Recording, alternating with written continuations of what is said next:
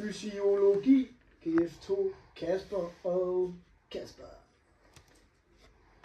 Så har vi lige været over i gymnastiksalen sammen med Erik og lavet sådan en blodtryksforsøg her.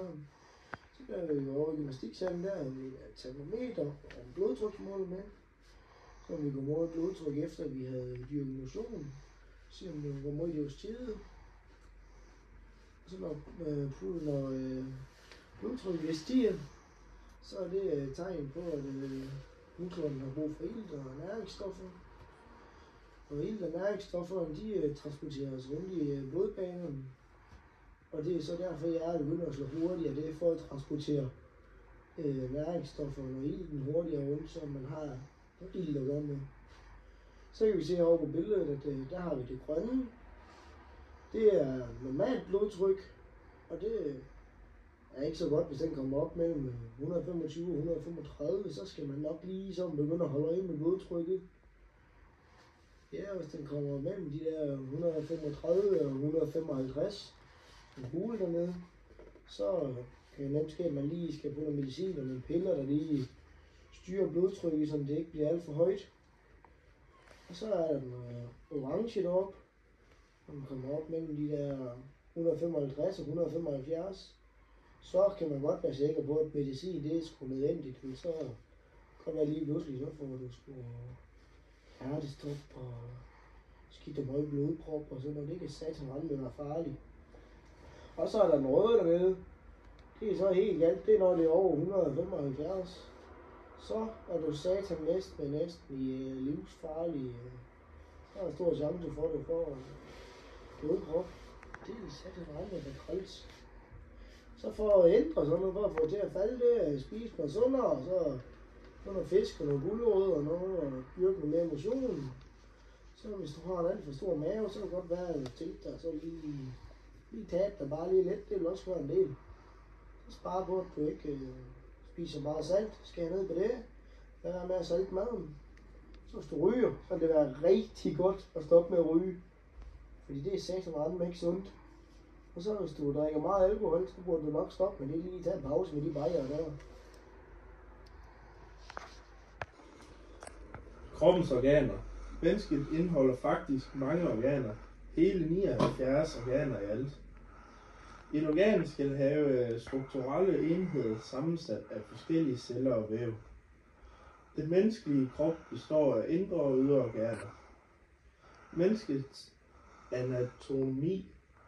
Der har vi hjernen øverst, og så går det ned i svælget, og vi har lymfektioner, lunger, milten, benmarven, mavesæk, vener, bugspytkirtel, urinblære, tropehoved, hjerte, arterier, muskler, lever, galdeblære, nyre, skelet, tarm. Det er sådan lidt i den øvre del af kroppens organer, som er nemme at kende til, og ja, det er lidt de mest basic ting, der er i kroppen.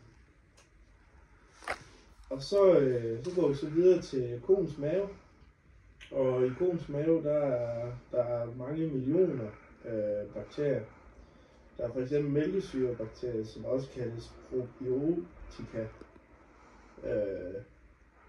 Og det er noget, der gør, at maven ligesom er i balance og sådan noget. Og så vil vi også gerne snakke lidt om koens netmave og bladmaven og løben og så videre.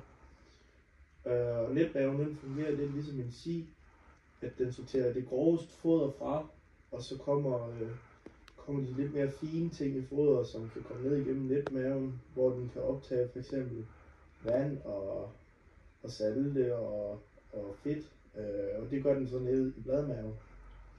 Løben der løber ligesom sådan lidt igennem, det er den sidste del i maven, hvor den løber forbi bladmaven og ned og så op til endetarmen. Og der er ligesom det billede, hvor man kan se, de illustrerer vommen og bladmaven og netmaven og løben, så man kan have lidt en forståelse af, hvordan det løber igennem. Ja, så har vi lige lidt her om blodkredsløb. Blodkredsløbet, det er kroppens transportsystem, og det består af 3 dele. Det er hjertet, det er blodet, og det er blodårene. Hjertet, det er sådan set bare sådan en stor pumpe, ligesom sådan en vandpumpe, der pumper blodet rundt i kroppen via blodårene, hvor alt blodet bliver pumpet igennem. Og det er faktisk sådan rigtig smart opbygget. Så kan I se herovre på vores lille tegning her, at det lille kredsløb, det er det røde, vi har her. Kører ind til hjertet, det er op igennem og ud til musklerne og så er pulsår og radie derinde i midten der. Så retur over, også kaldt vener, hernede mod bunden. Og så helt nede i bunden, der kan I da se, der er det helt store kredsløb. Og det er sådan set sådan, det fungerer.